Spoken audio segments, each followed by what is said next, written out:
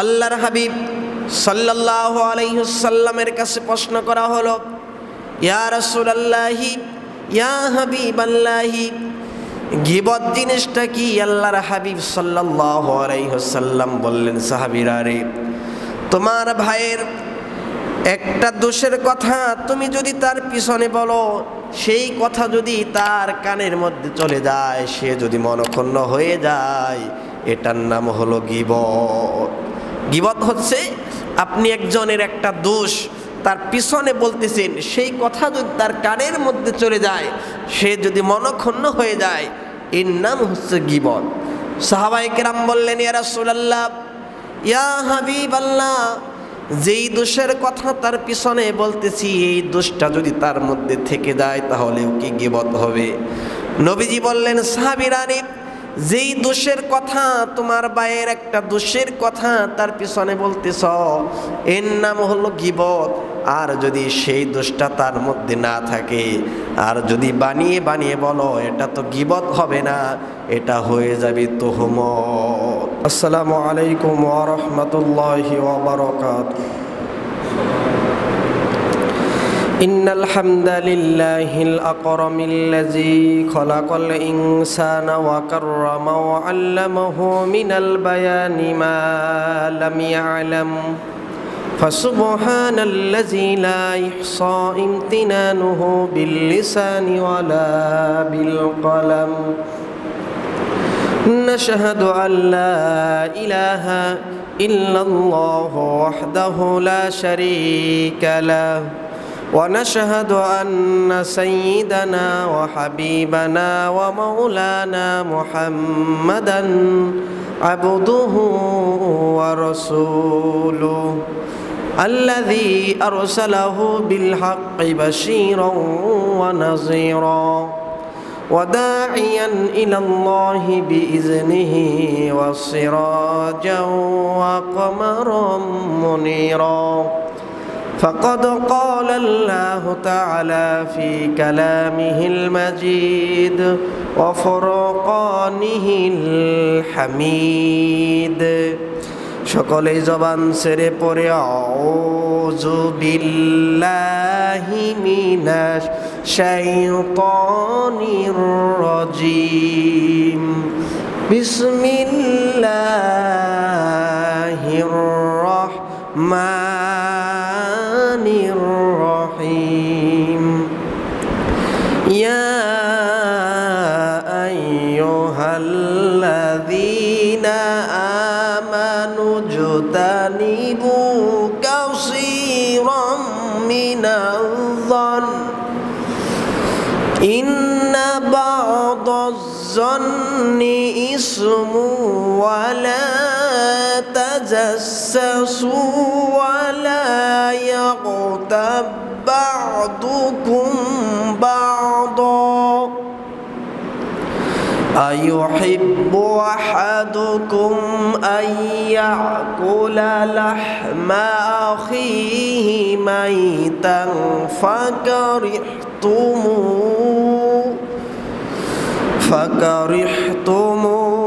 ওয়াত্তাকুল্লাহ ইন্নাল্লাহা তাওয়াবুর রহিম। ইন্নাল্লাহা ওয়া মালাইকাতাহু ইউসাল্লুনা আলান নাবী ইয়া আইয়ুহাল্লাযীনা আমানু সাল্লু আলাইহি ওয়া সাল্লিমু তাসলিমা। সকলে দরুদ ইব্রাহিম পড়ি। اللهم صل على محمد وعلى آل محمد كما صليت على إبراهيم وعلى آل إبراهيم إنك حميد مجيد. اللهم بارك على محمد وعلى آل محمد كما باركت على إبراهيم وعلى آل إبراهيم إنك حميد مجيد.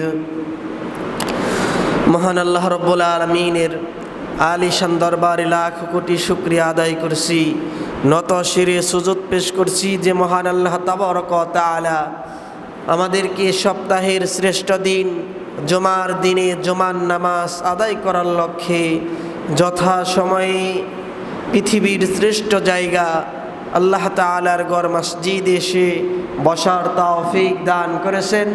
এই জন্য মহান মনিবের শেখানো কণ্ঠে শুকর গুজার করছি। সকলে জবান ছেড়ে দিয়ে একযোগে পড়ছি আলহামদুলিল্লাহ। সম্মানিত মুসল্লিবৃন্দ, আলোচনার সূচনায় মহাগ্রন্থ আল কোরআনুল কারীমের সূরা হুজরাত থেকে 12 নম্বর আয়াতে কারিমা তিলাওয়াত করেছি। এই আয়াতকে সামনে রেখে সংক্ষিপ্ত আকারে কিছু কথা উপস্থাপন করার চেষ্টা করব। আল্লাহ রাব্বুল আলামিন যেন সবার আগে আমাকে আমলের নিয়তে বলার এবং আপনাদেরকেও শুনবার জন্য তৌফিক দান করেন। এই জন্য আল্লাহ তাআলার কাছে তৌফিক কামনা করছি। ওয়া মা তৌফিকি ইল্লা বিল্লাহ, আমরা পড়ি আমিন। সম্মানিত মুসল্লিবৃন্দ, আমরা যখন আলোচনা করতে যাই বিভিন্ন পয়েন্ট থেকে কথা বলতে মন চায়, কিন্তু কোন বিষয় নিয়ে আজকে কথা বলবো, যেই জায়গায় যাচ্ছি সেই জায়গায় থেকে কথা বলতে মন চায়। কারণ শরীরের প্রত্যেকটা অঙ্গে আমাদের পছন্দ ধরেছে, এখন ওষুধ আমরা কোন জায়গায় লাগাবো। সমাজে এমন কোনো সেক্টর নাই যেই সেক্টরের মধ্যে বর্তমানে গীবতের সরাসরি নাই। আজকে যে বিষয়টি নিয়ে কথা বলবো, আলোচনার সাবজেক্ট হচ্ছে গীবত। আলোচনার সাবজেক্টের নাম হচ্ছে গীবত। গীবত পরনিন্দা নিয়ে আজকে আমরা কথা বলবো।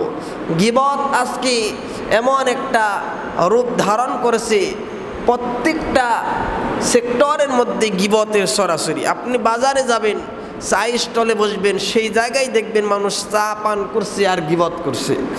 মসজিদে ঢুকবেন, মসজিদেও দেখবেন ম্যাক্সিমাম মসজিদের মধ্যেই ঢুকেই মানুষ গীবত করতেছে। একটা জানাজার নামাজে যাবেন সেই জায়গায় গিয়ে দেখবেন গীবতের সরাসরি।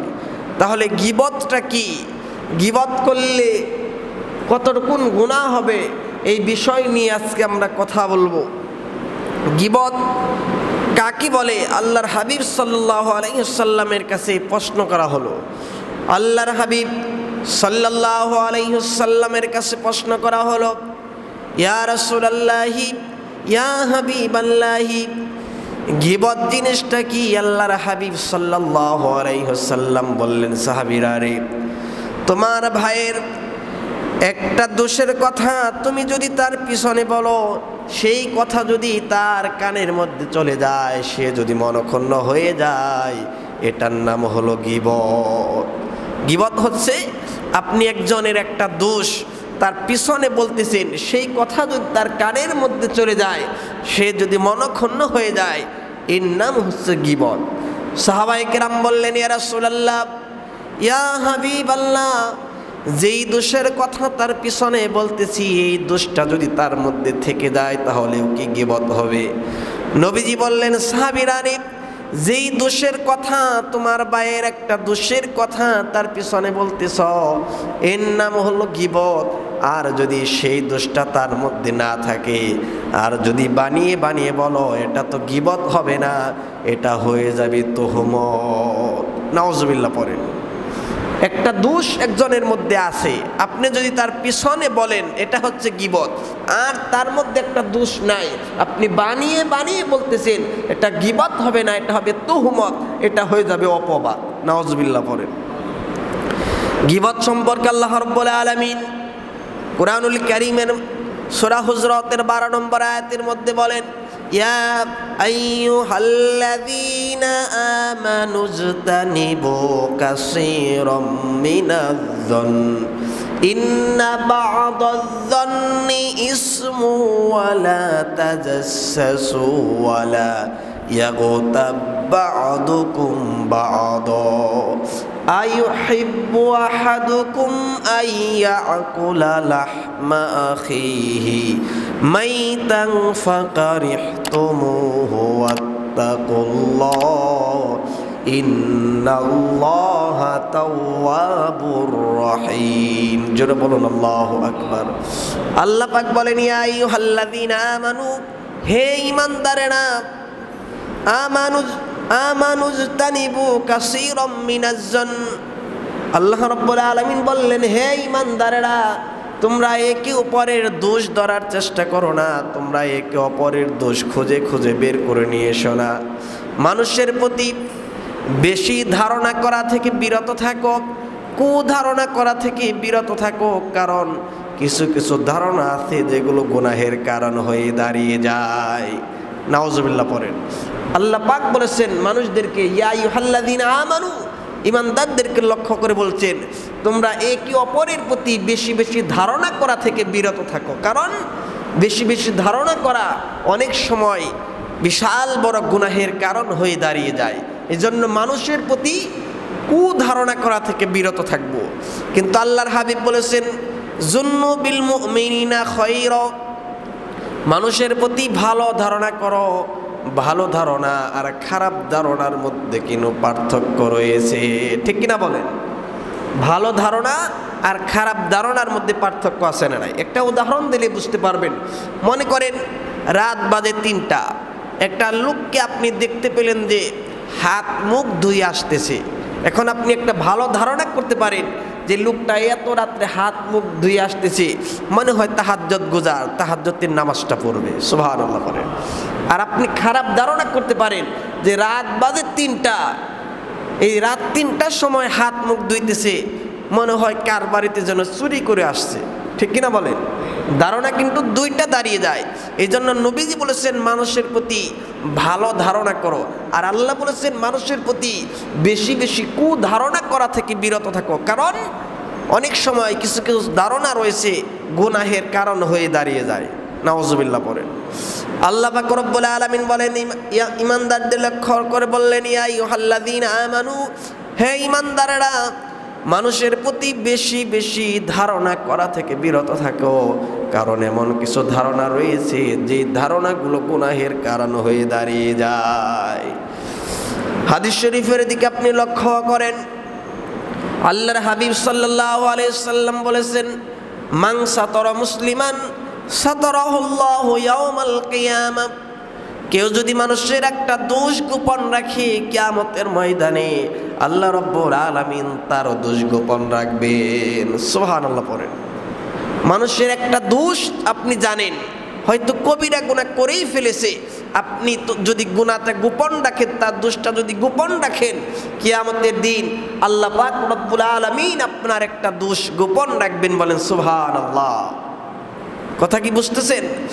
একটা মানুষ একটা গুনাহ করেছে, দোষ করেছে, তার দোষের কথা আপনি যদি গোপন রাখেন, আল্লাহ পাক তার দোষের কথা গোপন রাখতেছে, আর আপনি পাবলিশ করে দিচ্ছেন। আপনি যদি তার দোষটা গোপন রাখতে পারেন, কিয়ামতের দিন আল্লাহ পাক আপনার দোষ গোপন রাখবেন। বলেন সুবহানাল্লাহ।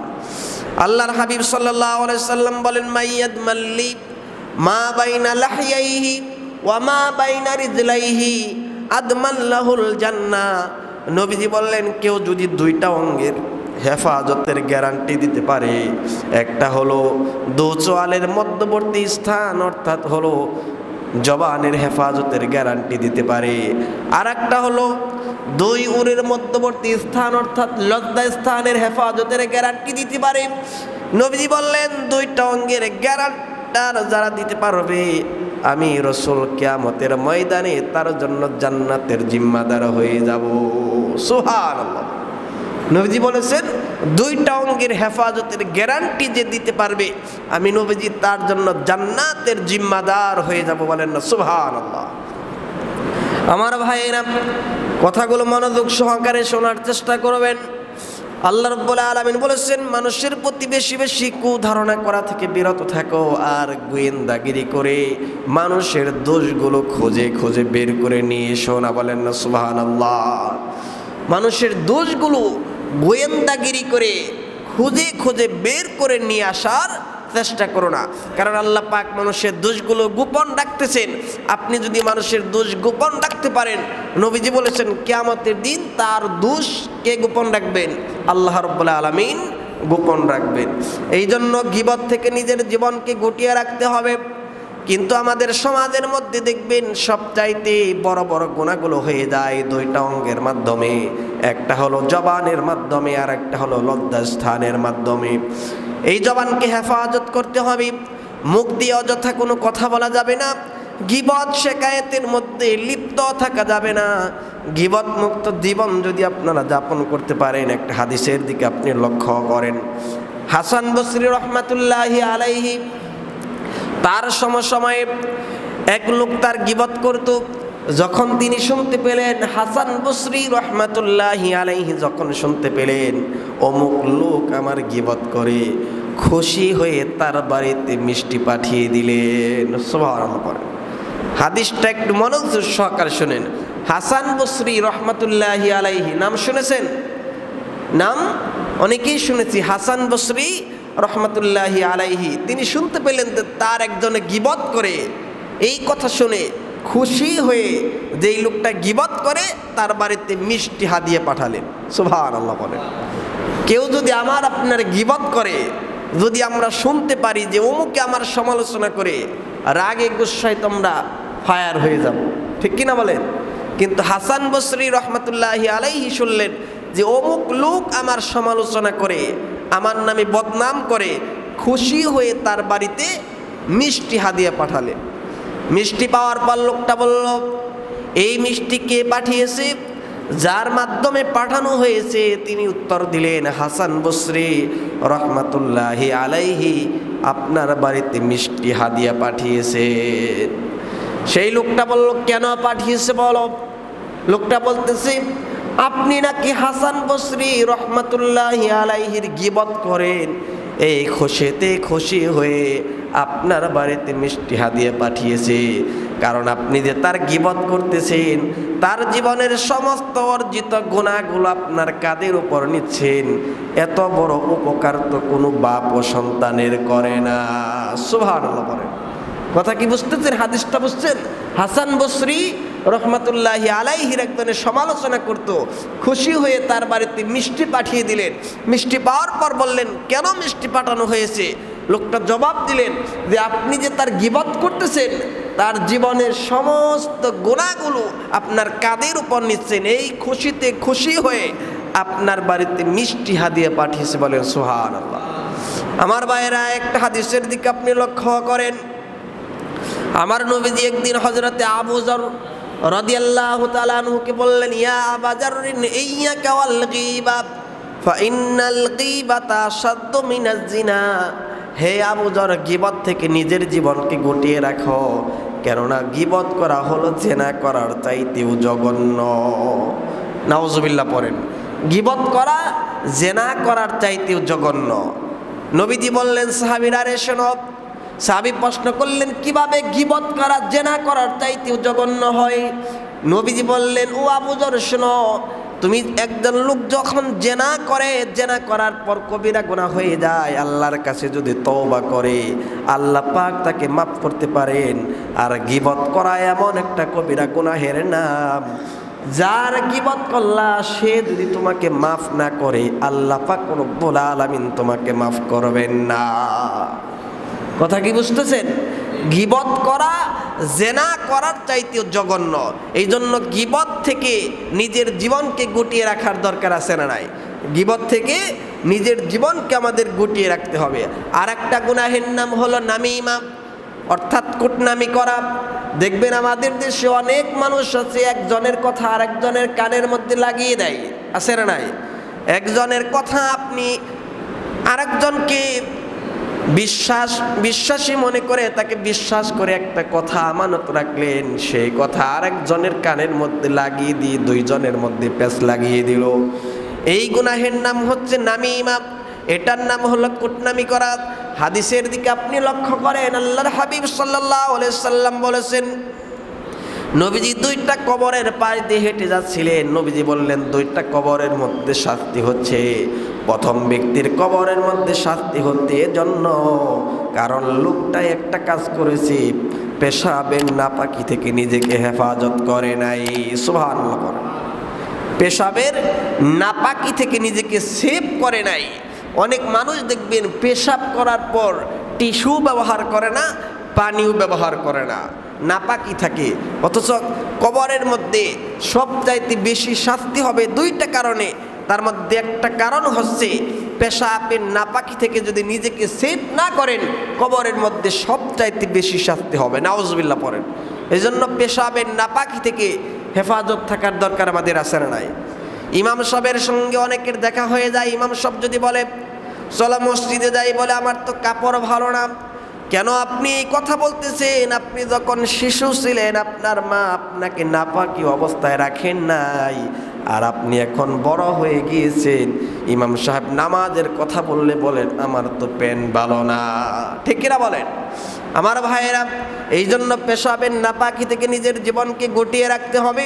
নবীজি বললেন কবরের মধ্যে দুই কারণে অধিক শাস্তি হচ্ছে। একটা হলো পেশাবের নাপাকি থেকে নিজেকে হেফাজত করে নাই, পাক পবিত্র অবস্থায় থাকতে হবে। হযরত বেলাল রাদিয়াল্লাহু তাআলা আনহুকে নবীজি বললেন, ও বেলাল, কি এমন আমল করো যে আমলের কারণে আল্লাহর কাছে সবচাইতে বেশি সওয়াবের আশা করো?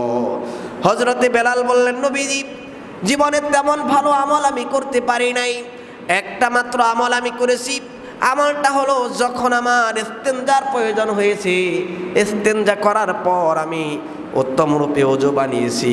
ওযু বানানোর পর সেই ওযু দিয়ে যত দূর পর্যন্ত পেরেছি নফল ইবাদত করেছি, নফল নামাজ আমি পড়েছি।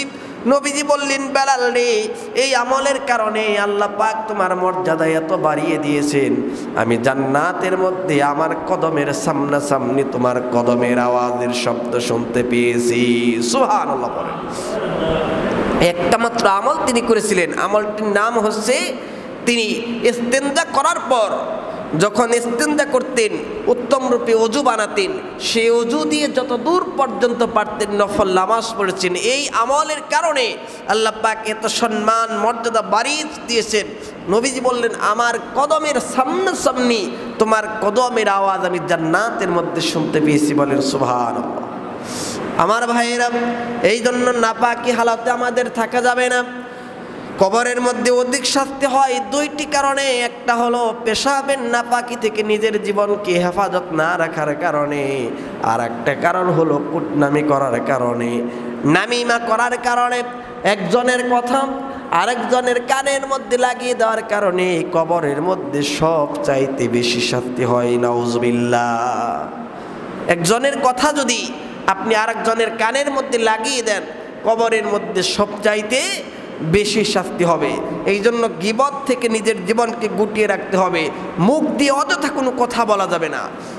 আল্লাহ রাব্বুল আলামিন বলেন, ইয়া আইয়ুহাল্লাযীনা আমানুত্তাকুল্লাহা ওয়া কুলু কাওলান সাদীদা يصلح لكم أعمالكم ويغفر لكم ذنوبكم ومن يطع الله ورسوله فقد فاز فوزا عظيما জোরে বলুন আল্লাহু আকবার। আল্লাহ পাক বলেন, হে ঈমানদারেরা, আমি আল্লাহকে ভয় করো, সোজা সাপটা কথা বলো। এই দুইটা আমল যদি করতে পারো, তোমার আমলের সংশোধনী আমি করে দিব, আর আমি আল্লাহ পাক তোমার জীবনের সমস্ত গুনাহ খাতাগুলোকে মাফ করে দিব। সুবহানাল্লাহ বলেন। মৃত্যুর আগ মুহূর্তে তলোয়ারের সামনে দাঁড়িয়েও মিথ্যা কথা বলা যাবে না। আমার নবী যেদিন হিজরত করবেন, মক্কা থেকে হিজরত করে মদিনায় চলে যাবেন, বের হতে পারছেন না, চারপাশে কাফের বেঈমানেরা খোলা তরবারি নিয়ে দাঁড়ানো। নবীজি হযরতে আলীকে খুঁজলেন, ও আলী, মক্কার কাফের বেদিনীরা আমার হাতে ধন সম্পত্তি গচ্ছিত রেখেছে, এই সম্পত্তিগুলো তাদের হাতে সুন্দর করে বুঝিয়ে দিও।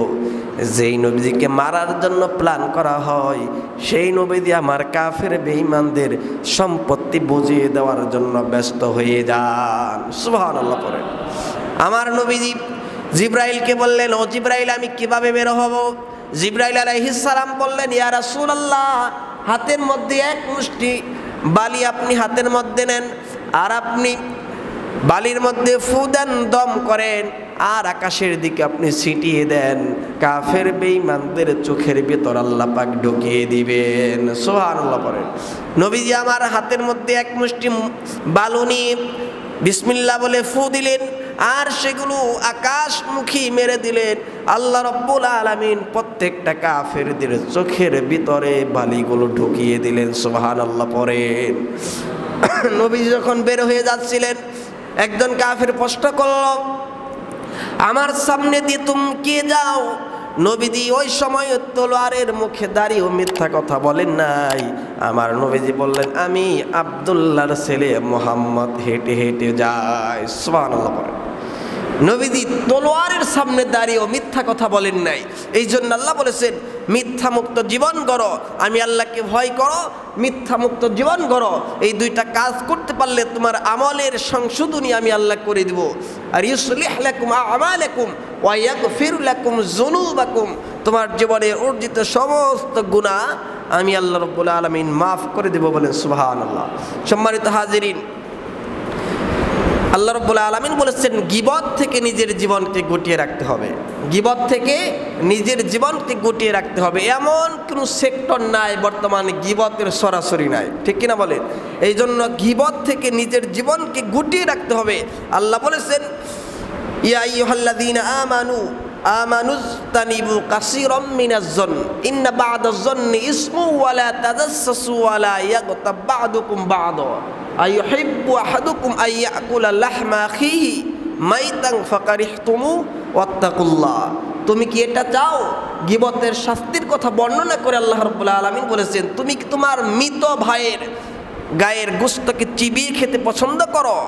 স্বভাবতই প্রশ্ন আসবে যে না, এটা খেতে পছন্দ করি না। আল্লাহ পাক বুঝিয়েছেন গীবত করা মানে নিজের মৃত ভাইয়ের গায়ের গোশতকে চিবিয়ে চিবিয়ে ভক্ষণ করা। বলেন নাউজুবিল্লাহ। এই জন্য গীবত থেকে নিজের জীবনকে গুটিয়ে রাখতে হবে। আল্লাহ পাক বলেছেন, ইন্নাল্লাহা তাওয়াবুর রহিম, নিশ্চয় আল্লাহ রাব্বুল আলামিন তওবাকারীদের পছন্দ করেন, তিনি অতীব দয়ালু। এই জন্য আল্লাহর কাছে তওবা করতে হবে। আর সবার তওবা কিন্তু আল্লাহ রাব্বুল আলামিন কবুলও করেন না। সবার তওবা আল্লাহ কবুল করেন না। কাদের তওবা আল্লাহ রাব্বুল আলামিন কবুল করেন? সূরা নিসার মধ্যে আল্লাহ তাআলা বলেন, আল্লাহ পাক বলেন, ইন্নামাত তাওবাতু আলাল্লাহি লিল্লাযীনা ইয়ামালুনাস সুআ বিজাহালাতিন সুম্মা ইয়াতুবুনা মিন করিবিন ফাউলাইকা ইয়াতুবুল্লাহু আলাইহিম ওয়া কানাল্লাহু আলিমান হাকীমা। জোরে বলুন আল্লাহু আকবার। আল্লাহ রাব্বুল আলামিন বলেছেন, যেই ব্যক্তি অজ্ঞতাবশত গুনাহের কাজ করেছে আর স্মরণ হওয়ার সঙ্গে সঙ্গে তওবা করে নিয়েছে, আমি আল্লাহ রাব্বুল আলামিন তাদের তওবা কবুল করে নেই। সুবহানাল্লাহ বলেন। আর যেই লোক বলে যে গুনাহ করেছি আজ নয় কাল, কাল নয় পরশু, পরশু নয় তরশু, গুনাহ থেকে মাফ চেয়ে নিব, আল্লাহ রাব্বুল আলামিন ওই সমস্ত লোকের তওবা কবুল করেন না। ঠিক কিনা বলেন? যেই লোক গুনাহ করেছে আর বলতেছে আজ তওবা করব না, কাল করব, কাল নয় পরশু করব, এই ধরনের লোকের তওবা আল্লাহ রাব্বুল আলামিন কবুল করেন না। আমাদের সমাজের মধ্যে অনেক মানুষ আছে দেখবেন, ধনাঢ্যবান, প্রভাবশালী, অনেক টাকা পয়সার মালিক, বলে হুজুর এখনই হজ করব না। হজ করার একটা বয়স আছে, কারণ এখন যদি হজ করি হজ তো আমি ধরে রাখতে পারবো না। এমন কথা বলা মানুষ আছে না নাই? হজ ধরে রাখবে এই চিন্তায় সে পরে হজ করবে, কারণ আজ জুমার নামাজ শেষ করে বাড়িতে ফিরতে পারবো এমন গ্যারান্টি আমরা কেউ দিতে পারবো না। আল্লাহ পাক এটাই বুঝিয়েছেন যে এরকম গাফলতি করবে, আজ নয় কাল, কাল নয় পরশু তওবা করব, এই সমস্ত লোকের তওবা আমি আল্লাহ রাব্বুল আলামিন কবুল করব না। তাহলে আমাদের গীবত মুক্ত জীবন যাপন করতে হবে। গীবত করা মানে, গীবত করা একটা হাদিসের মধ্যে আমরা শুনলাম জেনা করার চাইতেও জঘন্য। আর গীবত করা মানে নিজের মৃত ভাইয়ের গোশতকে চিবিয়ে চিবিয়ে ভক্ষণ করা। আল্লাহ পাক আমাদের গীবত মুক্ত জীবন যাপন করার তৌফিক দান করুক, আমরা পড়ি আমিন। সম্মানিত হাজিরিন, আরেকটা মেসেজ দিয়েই 2 মিনিটের ভিতরে আজকের আলোচনা শেষ করে দেব। হযরতে লুকমানে হাকিমের নাম আমরা সকলেই শুনেছি, শুনি নাই? হযরতে লুকমানে হাকিম, আল্লাহ রাব্বুল আলামিন তাকে এত সম্মান মর্যাদা বাড়িয়ে দিয়েছিলেন, তার নামে কুরআনুল কারীমের মধ্যে একটা সূরাও নাজিল করেছেন। বলেন সুবহানাল্লাহ। চেহারা এত কালো ছিল, উস্কো পুস্কো চেহারা ছিল, ঠোঁটটা একটু মোটা ছিল, কিন্তু তিনি বলেছেন আমার ঠোঁট মোটা থাকলে কি হবে, আমি খাটো থাকলে কি হবে, আল্লাহ রাব্বুল আলামিন আমার মুখ দিয়ে এত দামি দামি কথা বের করে দেন যা তোমাদের মুখ থেকে বের হবে না। বলেন সুবহানাল্লাহ। লুকমানে হাকিম এরকম করে আমরা যেরকম ওয়াজ মাহফিলের মধ্যে দর্শকদের শ্রোতাদেরকে সামনে নিয়ে বসে আলোচনা করি, ঠিক তেমনিভাবে তিনি প্রচণ্ড রৌদ্রের মধ্যে আলোচনা করতেন। এমন সময় মাঝখান থেকে একটা লোক দাঁড়িয়ে তাকে প্রশ্ন করবেন, কিন্তু তিনি সাহস পাচ্ছিলেন না। কারণ বড় বড় মাহফিলের মধ্যে যখন একটা আলোচক কথা বলে, মাঝখান থেকে যে দাঁড়িয়ে প্রশ্ন করবে, প্রশ্ন করতে মন চাইলেও কিন্তু সহজে প্রশ্ন করা যায় না, ঠিক কিনা বলেন? এক লোক প্রশ্ন করতে দাঁড়িয়ে যাবে, ইচ্ছা করে দাঁড়িয়ে প্রশ্ন করলেন যে আপনাকে আমি একটা প্রশ্ন করতে চাই। তিনি বললেন কি প্রশ্ন? তিনি বললেন আপনি যদি আমাকে অনুমতি দেন আপনাকে একটা প্রশ্ন করব। তিনি প্রশ্ন করলেন যে লুকমান হাকিম, আমার তো মন বলতেছে যে মাঠে ময়দানে একটা লোকের সঙ্গে আমি ছাগল চড়াতাম, ভেড়া চড়াতাম, আপনি কি সেই লোক লুকমান হাকিম? লুকমান হাকিম বললেন হ্যাঁ আমি সেই লোক। এই কথা বলার পর তিনি বললেন আপনি লুকমান হাকিম হয়ে গেলেন আর আমি রাখালই রয়ে গেলাম, আপনি কি এমন আমল করেছেন? লুকমান হাকিম বলেছিলেন তুমিও লুকমান হাকিম হতে পারবা, জবানের হেফাজত করো, চোখের হেফাজত করো, আর মেহমানদেরকে সম্মান করো, মেহমানদেরকে কদর করো। মেহমান বাড়িতে আসলে মনক্ষুণ্ণ হওয়া যাবে না, তাদেরকে আপ্যায়ন করো। এই তিনটা আমল যদি করতে পারো আল্লাহ পাক তোমাকেও